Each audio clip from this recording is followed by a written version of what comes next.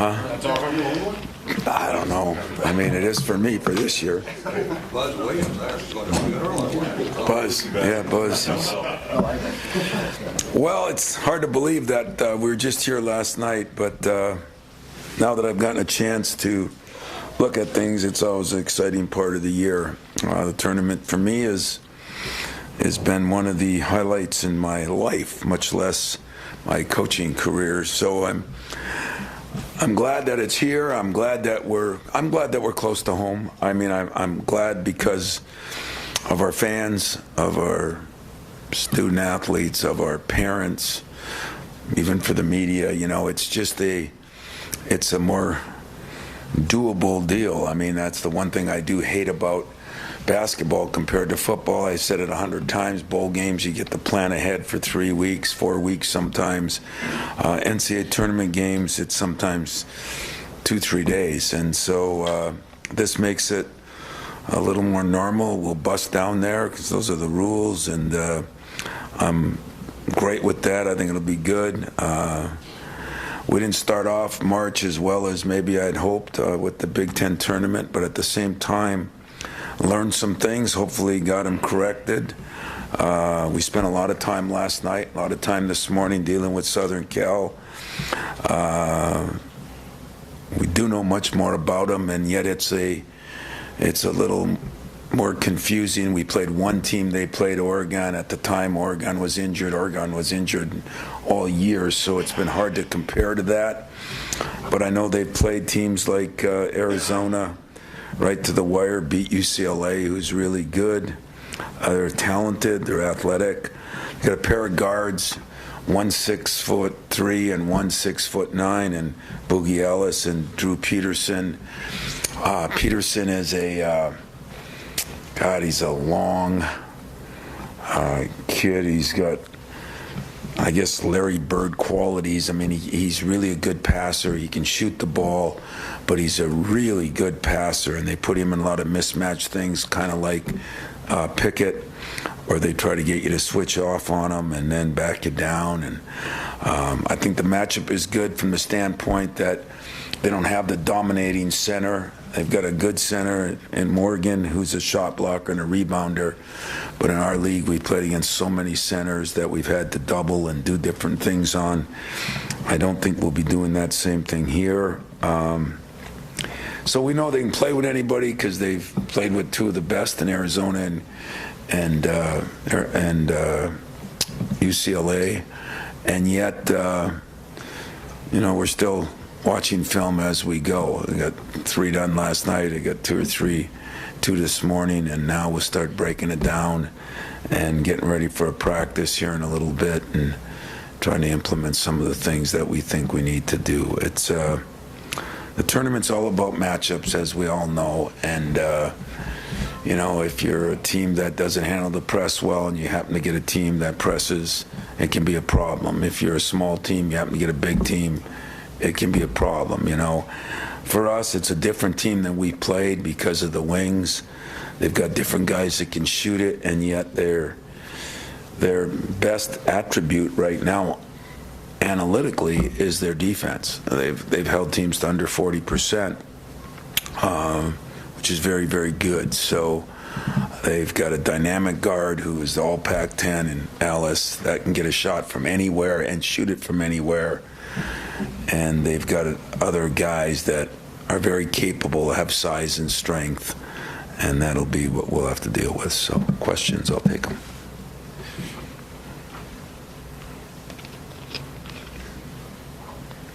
Tom, you kind of alluded to it, Drew Peterson being 6'9", but they don't really have a dominating center. But if you go by minutes played, they're the 5th tallest team in the country and 2nd in the field. Their guards are of the longer and taller size. Do you think that poses any problems? I know you mentioned yesterday Tyson being a little bit smaller on the defensive side and stuff like that. And I'm wondering what kind of lineup strategy you plan to do, whether you take advantage of the bigs that you guys have or go a little bit smaller to match up with them. Well, I don't know if you can go smaller to match up with them because their center's 6'10" or 11. Their other forwards 6'7". They have 6'6" and 6'9" on the wings, and so that's big. So I don't know if I'll go smaller, but I think I know what you're asking. The fact that Peterson is more of a perimeter 6'9" guy that can, post up some, but he can really pass out of post, and he still can shoot it. I mean, they shoot the ball well. Their three-point percentage, but analytics, just think what you just said. I mean, they're the tallest team in 1 minute, and then you got to go small against them, and can you create some problems for them?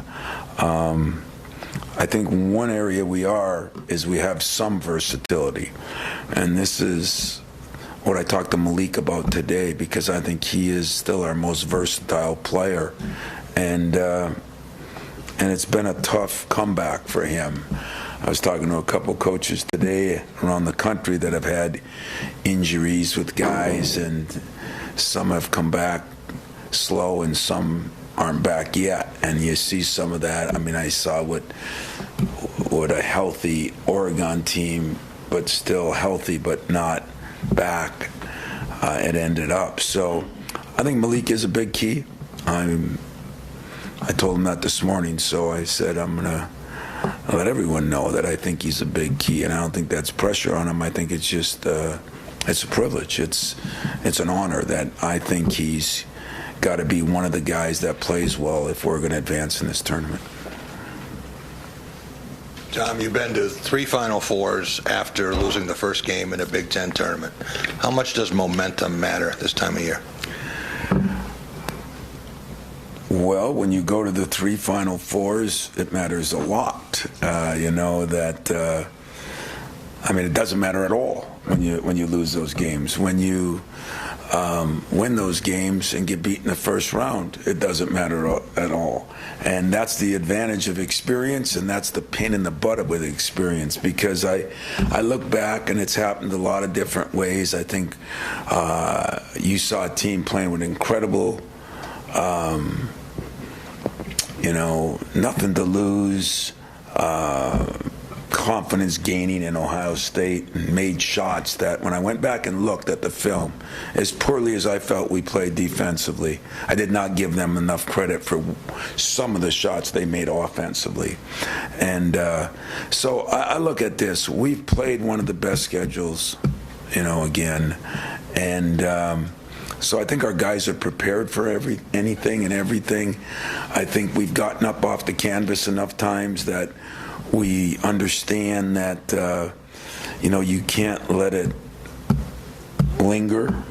And that's kind of what we talked about Sunday. We had some long meetings, and some meetings with players and some meetings with our team to try to really talk about where we are. We brought up some of those things. I've said I've been there through a lot of different scenarios, but this team is its own team, and experience helps from my standpoint, but it doesn't necessarily help from their standpoint other than what I can give them. And I thought that was one of the keys that I talked about. Are we really focusing in? Are we listening? Are we learning? Are we getting better? Are we just taking it for granted? That's kind of the reason I had the thing last night. I think a lot of things are taken for granted around here, and some of them my fault. So I don't blame anybody for that. I think that players think it's just going to happen sometimes, and I did not think we took for granted sense of Bob being out and all that. But as I look back, I can't figure out how you could practice that good and not play better than we did. So, go ahead. So when Iowa kind of comes limping in, Yep. and Penn State is on this incredible surge, that doesn't have a direct relation to what's going to happen this weekend. Well, Can't figure out how to turn it off. Fred, you've been figuring it out for like 15 years. Well, I know it, but I don't think of it. Well, I hope they're not watching this press conference nationally. They'll think, what the hell's going on in East Lansing? But, yeah, I think it can matter. But I do think matchups matter more than anything. But nobody would like to feel better about your team going into a tournament than me. Everybody would like to feel better. But you can look at the other way too, and that's the glass half full or half empty. You have a little chip on your shoulder for how you played the last game and what goes on there. And we got a mature enough team with some of the veterans we got that they understand the situation. And that's why I talk to them more bluntly about, look, I've been through it this way, I've been through it this way. The bottom line is, are we going to focus in for the next 5 days and really concentrate on what we got to do, because we're good enough defensively if we play good defense. We've shown in the last 3 weeks to a month that we're good enough offensively, and if we could ever put the two together, we're good enough to make a real run, and that's what I've said. But if you only do one of them, you're good enough to come home the first weekend. When you think about, you know, as I was watching this little video last night that my group put together, was nothing I even knew about, but I realized that my first couple of years, when you were a 1 seed, you were out of the first weekend. I mean, you just almost had a ticket to get out of the first weekend, right? I mean, you were all there. Or some of you were there. Most of you were there. Now, I mean, I talked to a couple coaches today. I just talked to Calipari for again. They played Providence, who I think is damn good. They're 11 seed. You know, it's so different that we learned a couple of years ago with Virginia that the 1 seed isn't safe the first game, much less the first weekend anymore. So the game has changed. Does that mean that the tops come down or the bottoms come up? I do think there's better teams. I think the tops come down a little bit. I don't know if there's many elite teams. I think these new rules are going to change that even more. And hopefully we don't get into what the NFL is a lot now, is a lot of 9 and 7 or teams. I mean, that breeds sort of mediocrity, but it's because everybody's pretty good. So I don't know. I look at each game right now as I still want to win the weekend. The program's at that level where that's what you got to do. Still know that you can't win a weekend without winning the first game. And I still say that there is no first game that's very safe anymore. And that is different the last probably 10 years. I think up until then you felt pretty good about getting out of the first weekend, pretty good. And now I don't think you feel very good about getting out of the first game, no matter who you are. Tom, you mentioned talking to Malik and him being a key. A month ago, felt like he started to turn a corner. Friday in Chicago looked, not comfortable at all. Where do you think he is, or how close do you think he is to sort of feeling like himself again? And does that change by the day, I guess? It does. Like the other day, he was still a little sore. I mean, the poor kid has not been healthy all year. And, it's the way it is. It's nothing that I think more rest, like some of the coaches I talked to that have some injuries that called me about my two.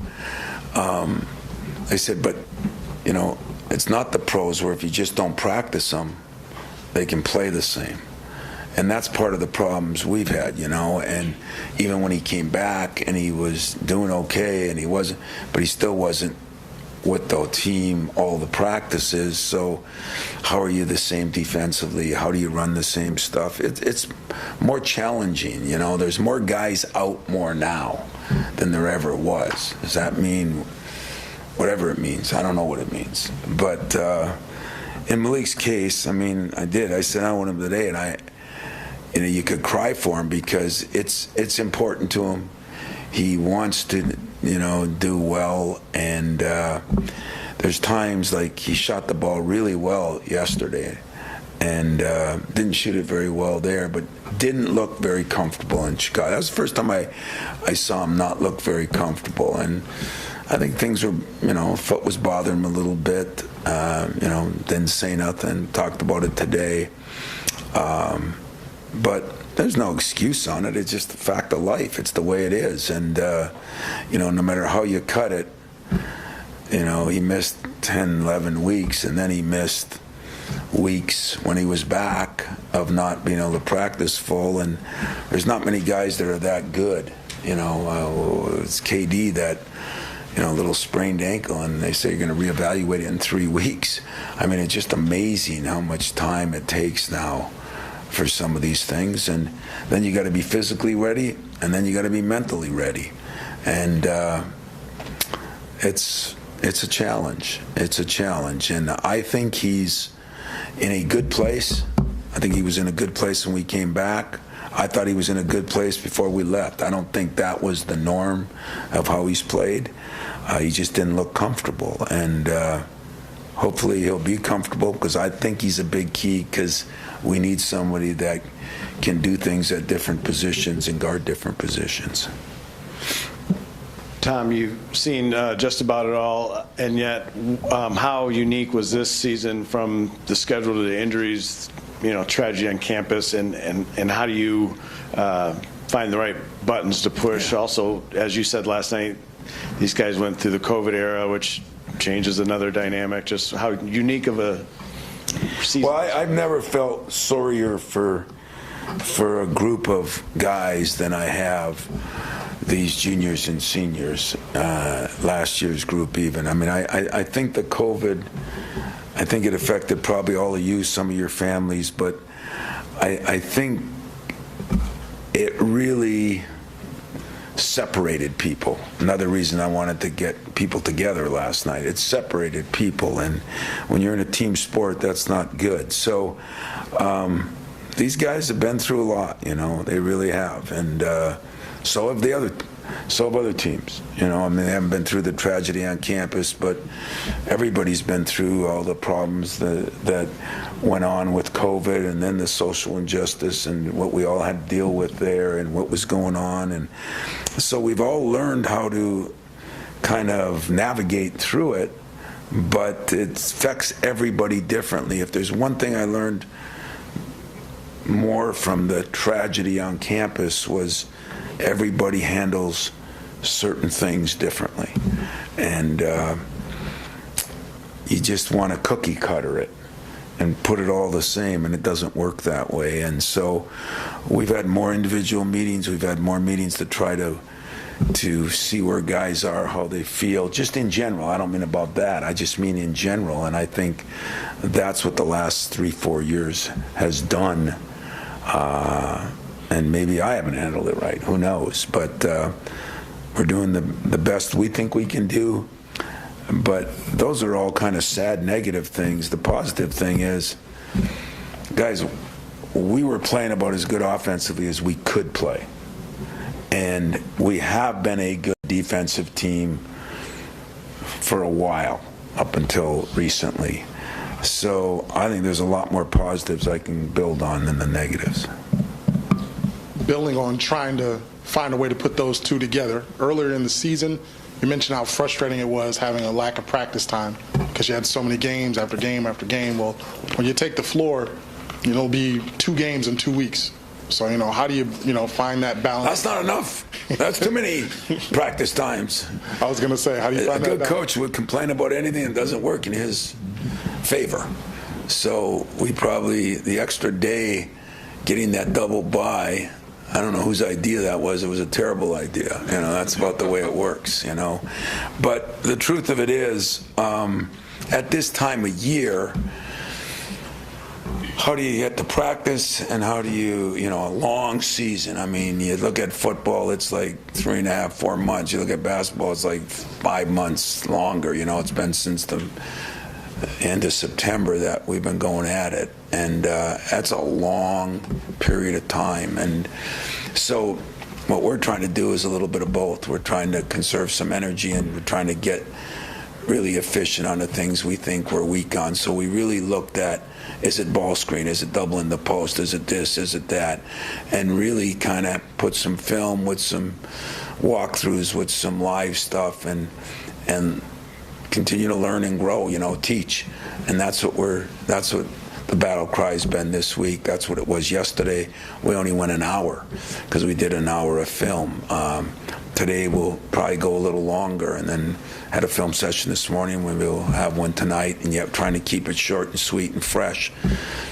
So, everybody's trying to do it a different way. I know coaches that are working out for 40 minutes now. I know guys that are going 3 hours. Everybody, it's kind of get a feel for your own team. But I do talk to my team about it. And that's what I trying to do as good as I can is communicate with them, not just make decisions, make joint decisions on hearing what they have to say and figuring that out and still doing what I think is best with the experience I have. Tom, on Friday you were a little disappointed, I guess, maybe with AJ. I'm wondering in the days since, do you get the sense that you guys are coming closer to getting on the same page, and just how important is that for you guys to do what you guys hope to do? Yeah, I think the problem is I open up too much and I tell you guys everything, and so it makes it sound like it's the Hatfield and the McCoys, and it's not. You got to understand something here. In a Division 12 school, I played the point. Mark Montgomery played it here at Michigan State. Thomas Kelly played it here. Doug Wojcik played it in the Naval Academy that went to us Elite Eight. You're a point guard in any program, it's hard. And when you're in one that has had some of the guys we've had, you can look at college basketball and look at Mateen Cleaves and Magic Johnson as two of maybe the best leader point guards ever to play. Seriously. And so you come into that situation, and much is expected, and much is demanded. Sometimes much is not always understood. And so yeah, I've had a lot of talks with AJ, because I think AJ is still as big a key as anybody. Malik's going to be a key because of certain things, but as I've told you 100 times,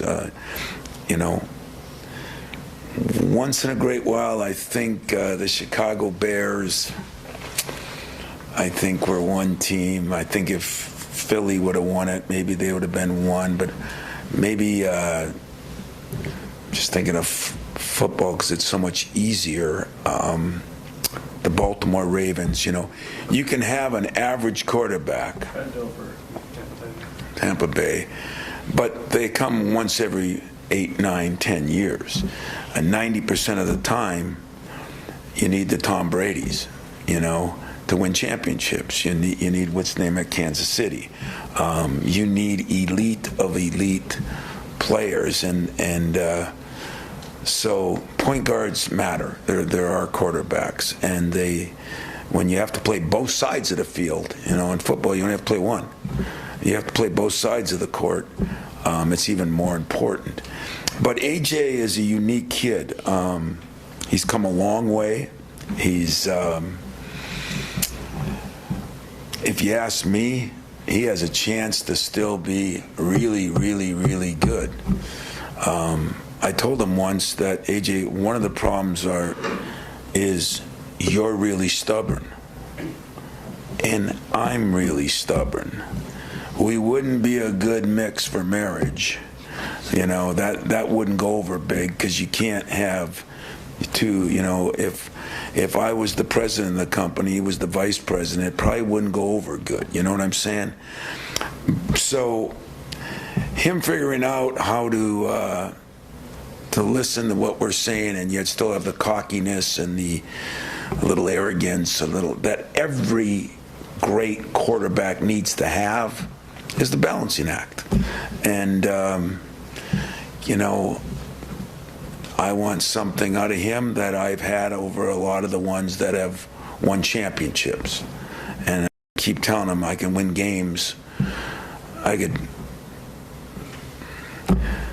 don't know if I could get Fred and win games, but I could probably win games. Probably I could. I think I really do if I put enough good people around him. But you can't win championships. You can't win big. You can't go deep into a tournament unless your head is a key. And so, relationships with players is unique. And I'm pretty open about it to you guys. The truth of it is, what I love about A.J. Hoggart is he is like me. He's stubborn. He's a fist fighter. He's tougher than nails. What I'm trying to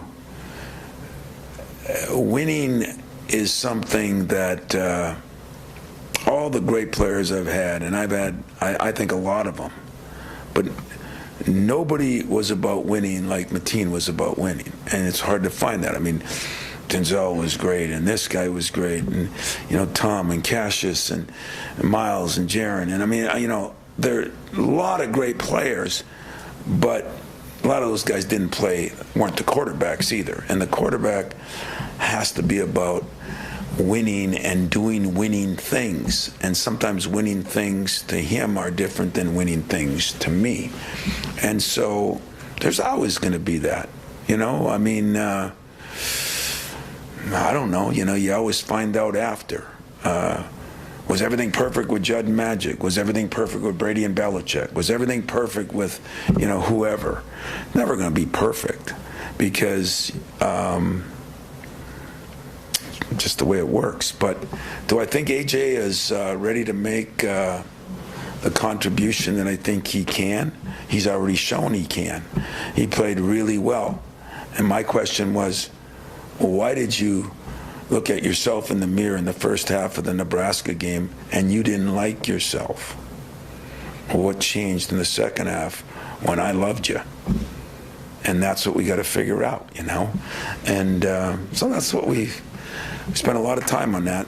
And we always spend a lot of time on that. And I spent a lot of time with Mateen, and I spent a lot of time with Drew Neitzel, and I spent a lot of time with Travis Walton, and each one of them right on down the road. Tum Tum and Cassius, and some are a little more receptive than others.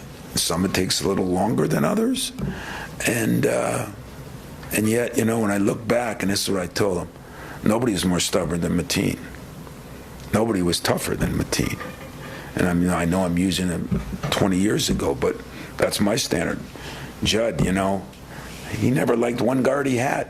He got ruined. Magic was magic. And so everybody else was tragic. And so, how good they were always compared to somebody. Well, I do the same thing in my own mind. I mean, I had a guy that I knew winning was so important. This day and age, it's changed for everybody. And so that's what we're trying to work on, and it's a process. And it sometimes is frustrating for me. I'm sure sometimes frustrating for him. But as far as going down on a bench and sitting down and explaining what I need and having him look one way and another and everybody to evaluate that, I don't really give a damn. It doesn't even faze me, because I had fights with Mateen and he had fights with me and I had them with Denzel. I mean, those things are so overrated. If two people are trying to win something big, chances are it's going to take some time in the process. And so I feel good about where he is right now. I think we talked about what I didn't see or what my staff didn't see, and maybe he looked at it a little differently, and so we'll see what happens. But we're in a good place as a team. We understand what we didn't do, and we're ready to hopefully make amends with some of that. Time for a couple more. Max trying to save me. This is what Max does if he thinks I'm going too far, and then you guys ask some of those dumb questions that get me in trouble, which I don't blame you. But this is so. Thanks, Max, but I got more years than you, so don't worry about it. I'll handle it.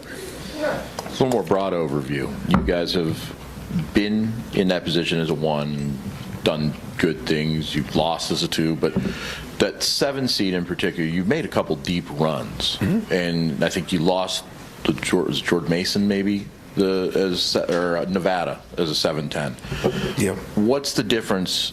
What needs to be the difference between making a deep run as a 7 seed and losing early? What is there a common thread?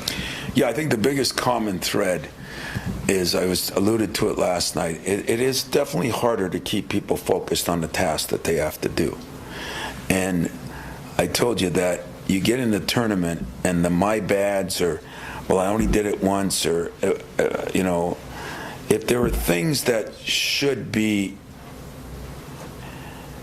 if there are mistakes that shouldn't be made, you're usually going to go home. So you can't make mistakes unless the other team makes more than you do. You can't make mistakes. You can miss shots, you can do this, but effort-related things, or things that you've gone over and over and over and they know, and just lose focus, I think that is probably the biggest challenge for coaches now. Can we keep guys focused?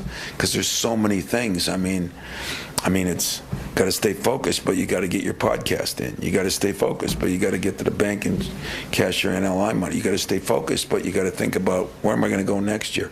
It's so much more difficult than you all think, and everybody just thinks I'm on this soapbox about it like I am Twitter. I'm not. I'm real. I'm telling you the real issues, and the real issues are, we spend more time trying to keep guys focused on the task than we do trying to do the X's and O's, and so it's a new part of the job. You know, it doesn't make it bad. It just makes it's real. I mean, you people are doing the same thing. People in business are doing the same thing, and so I'm cool with that. Just watching you during the selection show last night, and you were grinning ear to ear whenever they'd go to the network would go to those teams celebrating getting in. Mm-hmm. I know you created the monster. It used to be that way here. Well, what do you like about that? Why is that so cool to you? Because I remember having parties in my basement, and Pat Morris would bring over salsa and chips, and we had the whole staffs there, and I was an assistant coach, and the process was a big part of the fun. And we've kind of eliminated the process.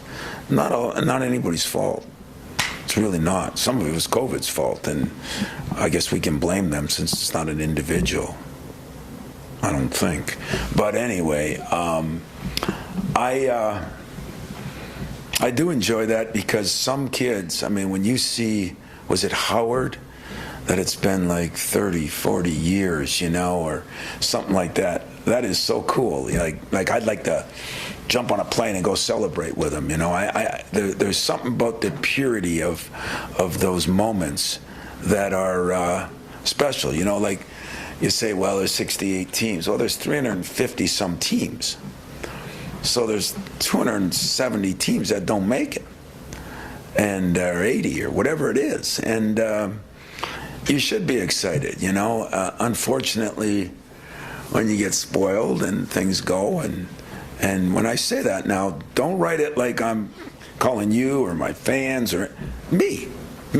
I have the ability to have a party, you know. Now, I haven't had it for a while because of COVID and some other things, but I just said to myself, what are we doing? We better celebrate the good things, because we are definitely going to get crucified on the bad ones. So I did enjoy it. I watched every one of those, and then I watched it at 1 o'clock in the morning too, and I like that. I get a kick out of that, and I think our people last night, I think everybody, you know, just felt good. It was because you got to share an accomplishment with more people. And then I saw a couple of them with just a team there. And I've done that before too. And yet it wasn't as cool. It was more cool when everybody was excited. Anything else? Yes? Tom, you said earlier that you learned a few things in Chicago. I'm curious what they were, and was one of them who was ready for that stage and who wasn't, because a couple of guys looked like they weren't quite. Yeah, you know, like you know, relaxed enough. Yeah. Mateen. You know, Malik didn't look the same, but he's ready for that stage. He's been on the stage, so it wasn't that. It was that. Like Kohler, for example. Yeah, Kohler. I mean, freshmen are going to go through that. That's part of the process. But what I learned is I don't think there's been enough emphasis placed by maybe me on how important the little things are. Every coach talks about the little things, you know. One of my great, funniest, and yet motivating movies was Any Given Sunday, you know. Football, a game of inches, you know. Every inch matters, you know. Everybody heard the speech. We played it to my team. But I think sometimes they don't realize that the inch that matters is maybe a cutout, maybe a pass that's deflected, maybe a casualness to something, you know. We've got to start, we're in a society where everything's okay. You know, hey, you didn't do this right, it's okay, you'll get another chance. Well, some things you don't get another chance at. And I think that's the sense of urgency that hopefully I get out of Chicago is it's not okay. You know, it's not like it's illegal, but it's not okay. And the teams that do the less of my bads, or it was just one time, or it was just a mistake, or, you know, they're going to be the ones that move on. And that's what we talked about our team on Sunday, you know. Listen, missing a shot is okay. You know, missing an assignment that you've been coached on is not okay. I don't care if it happens once or 5 times. We already know. Everybody here knows. We missed a free throw cutout against UCLA. It cost us a game. They went on to the Final Four. If that doesn't tell you something, the problem is, you know, you don't have enough of those players that are around all the time. And did somebody do that on purpose?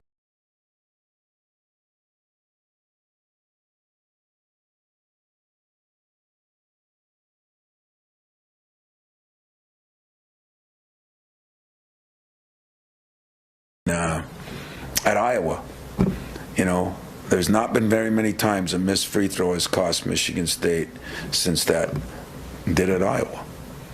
You know, and it wasn't from a lack of wanting to, it wasn't from a lack of coaching it. It was staying focused at the task you got to do for 40 frickin' minutes. And that's getting harder, I think, for coaches to do. And I think that's the emphasis I'm telling my staff we got to put on them. And then somebody will say, well, is that pressure? Let me tell you something. It is pressure.